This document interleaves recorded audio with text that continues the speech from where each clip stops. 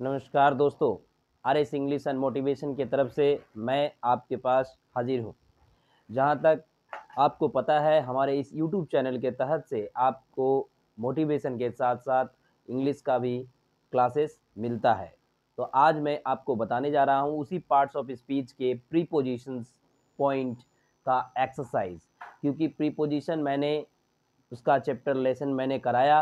अगर आपने अभी तक नहीं देखा है तो आप ज़रूर इसके प्रीवियस वाले वीडियो ज़रूर देखिए।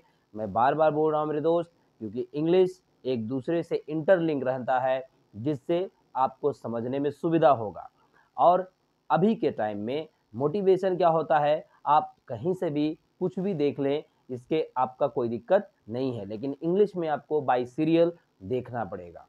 तो आज मैं इस प्रीपोजिशन के चैप्टर से एक एक्सरसाइज आपके लिए लाया हूँ, क्योंकि लेसन करना और एक्सरसाइज करना ज़रूरी होता है।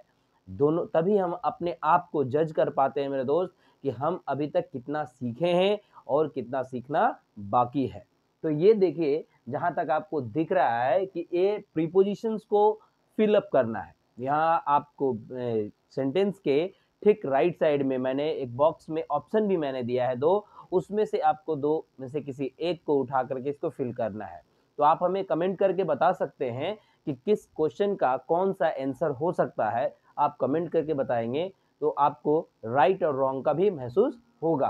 तो जहाँ तक इस एक्सरसाइज़ को हम इसलिए दिए हैं, ताकि आप एक्सरसाइज़ में प्रीपोजिशन समझ पाएँ, क्योंकि प्रीपोजिशन एक ऐसा चीज़ है, नाउन और प्रोनाउन के बीच या पहले आकर के उसके कंप्लीट सेंटेंस बनाता है मेरे दोस्त।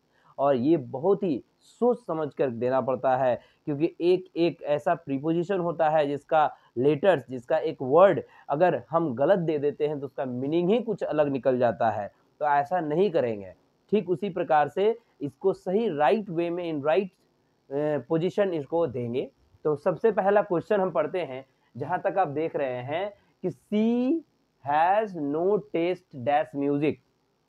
देखिए, किसी-किसी को भी ना म्यूज़िक की आदत होती है, किसी को म्यूज़िक की आदत नहीं होती, म्यूज़िक सुनना पसंद नहीं आता है, ठीक है? लेकिन फिर भी क्या कहा जाता है कि अगर आप पीसफुल के लिए या फिर शांति के लिए अगर आप चाहते हैं, तो कभी-कभी खाली टाइम में क्या होता है, म्यूज़िक लोग सुनते हैं। वैसे हम अपने बारे में अगर बात करें, तो मैं म्यूज़िक मैंने सो लवेबल फॉर मी, बहुत ही अच्छा है मेरे लिए म्यूज़िक, क्योंकि जब भी हम कभी खाली बैठते हैं, जब भी हम कभी शांति में बैठते हैं, तो थोड़ा-सा म्यूज़िक सोलो सुन लेते हैं। तो ख़ैर, इसमें हम क्या बोले कि यहाँ फ़िलअप क्या होगा, ये है जो है, ये 4 है, ये 2 है। ये 4 और 2 में जो दिखा है, ये दोनों में से क्या सुनाए, ये माने क्या भराएगा? तो यहाँ देखिए, जैसे यहाँ दिया हुआ है ना? She has no taste for music, to music. देखिए, 4 म्यूज़िक इसलिए होगा या 2 म्यूज़िक इसलिए नहीं होगा, क्योंकि 4 का मतलब होता है किसी चीज़ का प्रति इंटरेस्ट, और 2 का मतलब होता है किसी को इंटरेस्ट, है ना? तो यहाँ पर हम क्या भर देंगे? 4, है ना? यहाँ चला आएगा 4, है ना? देखिएगा, ये हो गया she has no taste for music, उसका म्यूज़िक का कोई इंटरेस्ट नहीं। चलिए नेक्स्ट नेक्स्ट है, don't go out dash the rain. मतलब ये आपको सलाह दिया जा रहा है कि आप बारिश में बाहर ना जाए।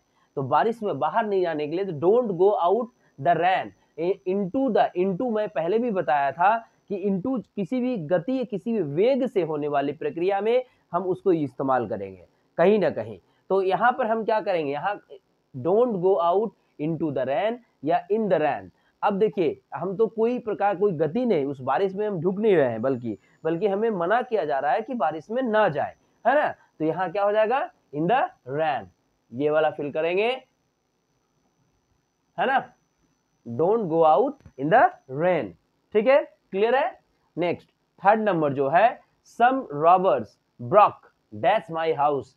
देखिए, कुछ ऐसे डाकू, कुछ ऐसे चोर जो मेरे घर में कुछ ऐसे चीज तोड़े हैं, इसका मतलब है। लेकिन इसमें फिलअप हम क्या करेंगे, इसका जो प्रीपोजिशन, राइट प्रीपोजिशन क्या होगा, यहाँ लिखा हुआ in my house, into my house. देखिए, बात तो सही है कि मैंने पहले बोला था कि कोई भी गति से काम होने वाले में इनटू भरते हैं।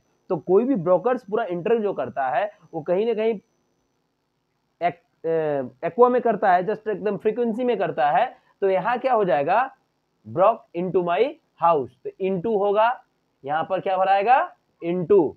ध्यान दीजिएगा, क्यों भरा रहा है, रॉबर्स क्या ऐसे धीमा धीमा आएंगे, नहीं ना, बल्कि वो दौड़कर या जैसे भी हो तो बिना बोले इंटर मार जाएंगे, तो उस परिस्थिति में हम क्या फिलअप करेंगे, उसका इनटू फिलअप करेंगे, है ना।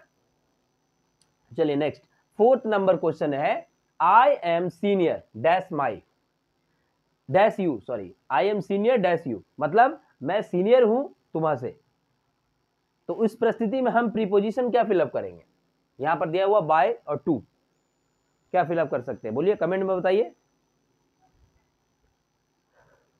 हाँ हाँ लिखिए, कमेंट में बताइए। यहां पर बाय के द्वारा और टू होता है किसी के लिए, है ना, तो ये हम किसी को संबोधित कर रहे हैं ना, कि हम सीनियर है भाई तुम्हारे, है ना, सीनियर है तुम्हारे, तो क्या होगा उस परिस्थिति में, टू होगा, क्या होगा, टू होगा, I am senior to you, मैं आपका सीनियर हूं, ठीक है। आगे 5th number, the traders deal dash rice. अब देखिए, व्यापारी जो होता है, अपना जो बिजनेस है उसका भाई, चावल आटे का, तो वो किस में डील करेगा, राइस में। अब यहां पर ऑप्शन में आपको दिया गया है इन एंड इनटू, तो इनटू तो बताए थे, इनटू कब होता है और इन कब होता है, क्या, हाँ इन होगा, राइट, इन होगा, क्या होगा, इन होगा, इनटू नहीं होगा, इन होगा, इन राइस। जो ट्रेडर्स है वो अपने राइस में ही, माने उसका जो बिजनेस है उसमें ही वो डील करेगा ना कहीं, तो इन होगा। अब नेक्स्ट क्वेश्चन है आपका यहाँ पे 6th number, he can not give dash his habit, he can not give his habit. देखिए, कोई कोई अपनी आदत नहीं छोड़ता है, हार नहीं मानता है, तो उस परिस्थिति में एक फ्रेज है, इसमें फ्रेज इस्तेमाल हो चुका है, लेकिन फिर भी हम आपको बोलेंगे पहचानने के लिए। यहां देख सकते हैं आप, डाउन अप, इसमें तो आप जस्ट यूं बता दीजिएगा, पकड़ लीजिएगा, डाउन तो होगा है नहीं, डाउन इज हैबिट्स, कोई अपना हैबिट्स को छोड़ता तो है नहीं, वो अपना उसका हैबिट्स, उसका इंटरेस्ट, उसका लविंग थिंग्स होते हैं, इसलिए क्या हो सकते हैं यहाँ पे बताइए, यहाँ हो जाएंगे अप, गिव अप, हार नहीं मानना, ठीक है। यहां वो अपने क्या करेंगे, हैबिट्स को गिव अप नहीं करेंगे, यहां लिख रहा है कि he can not give up his habits, उनकी आदतें, हमारी जो आदतें होती है, कुछ हैबिट्स गुड भी होते हैं, कुछ बैड भी होते हैं मेरे दोस्त, तब आपको डिपेंड करता है कि आप गुड और बैड में जाना चाहते हैं।